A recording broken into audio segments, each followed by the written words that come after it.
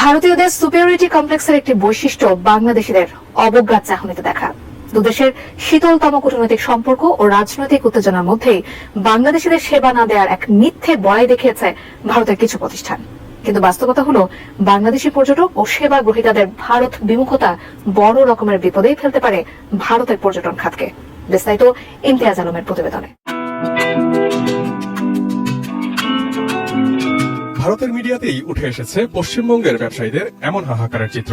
কারণ একটাই, বাংলাদেশের পর্যটকদের ভারতে না যাওয়া। শুধু পশ্চিমবঙ্গেই নয়, গোটা ভারতের অর্থনীতিতেই একটি গুরুত্বপূর্ণ ফ্যাক্টর বাংলাদেশি পর্যটকরা। তাই বাংলাদেশিদের ভারত বিমুখতা বেশ বড় একটি ধাক্কা দিতে সক্ষম ভারতের পর্যটন শিল্পকে। কিন্তু তা ঠিক কতটা, তথ্য পরিসংখ্যানের ভিত্তিতে সেটাই দেখা যাক। গত 5 বছরের পরিসংখ্যান পর্যালোচনা করে দেখা যায় 2019 সালে বাংলাদেশ থেকে প্রায় 26 লাখ বাংলাদেশি পর্যটক ভারতে ভ্রমণ করেন। কোভিডের কারণে পরের 2 বছরে সংখ্যাটা স্তীমিত হলেও 2023 সালে বাংলাদেশি পর্যটক যায় 21 লাখেরও বেশি।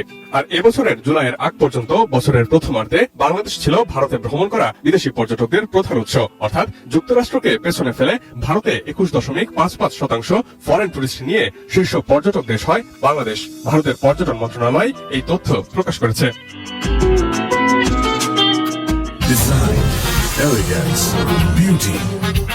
সেরা পণ্য সবার জন্য।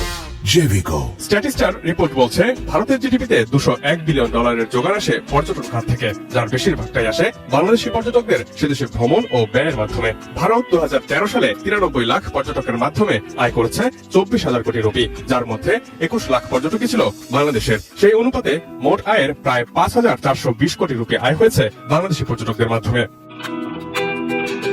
2023 সালে 2022 সালের তুলনায় বাংলাদেশ থেকে ভারতে চিকিৎসা পর্যটকদের সংখ্যা 48% বৃদ্ধি পেয়েছে। 2013 থেকে 2023 এই 10 বছরে বাংলাদেশ থেকে ভারতে পর্যটকের সংখ্যা বেড়েছে 350%-এরও বেশি। দক্ষিণ এশিয়ার অন্যান্য দেশগুলো যেমন নেপাল, ভুটান, মালদ্বীপ ও শ্রীলঙ্কা পর্যটন নির্ভর দেশ হওয়ায় সেখানে অত্যন্ত ট্যুরিজম ফ্রেন্ডলি পরিবেশ বিদ্যমান। একই সাথে নিরাপত্তাজনিত নানা মানদণ্ডে ভারতের চেয়ে অনেক এগিয়ে এই দেশগুলো। আর এই তথ্য স্বীকার করেছে খোদ ভারতের মিডিয়ায়। এবছরের মার্চে ভারতের ঝাড়খণ্ডে এক স্প্যানিশ ব্রাজিল পর্যটক তরুণী 7 জন ভারতীয়র দ্বারা গণধর্ষণের শিকার হন এবং তার স্বামীকে মারধরের ঘটনা ঘটে, যা ভারত জুড়ে নিন্দার ঝড় তোলে। সার্বিক পরিস্থিতি বিবেচনায় বিভিন্ন দেশ তার নাগরিকদের ভারত ভ্রমণের সময় বাড়তি নিরাপত্তা ও সতর্কতা গ্রহণের নির্দেশনাও দিয়ে থাকে। এসব ঘটনা ভারতের চাইতে নেপাল, মালদ্বীপ, শ্রীলঙ্কাকে সাম্প্রতিক সময়ে পর্যটনের ভালো গন্তব্য হিসেবে প্রতিষ্ঠা করেছে। একই সাথে বাংলাদেশ সহ বিভিন্ন দেশের নাগরিকদের জন্য দেশগুলো তাদের ভিসা প্রক্রিয়া সহজীকরণ করেছে। পরিশেষে বাংলাদেশের প্রতি ভারতীয়দের মনোভাবের কারণে বাংলাদেশিরা যদি পর্যটন গন্তব্য হিসেবে ভারতকে বয়কট করে, তাহলে তা বেশ বড় রকমের ধাক্কাই দেবে ভারতের পর্যটন খাত ও পর্যটন সংশ্লিষ্ট অর্থনীতিকে। Imtiaz Alam, desk report, ATN news.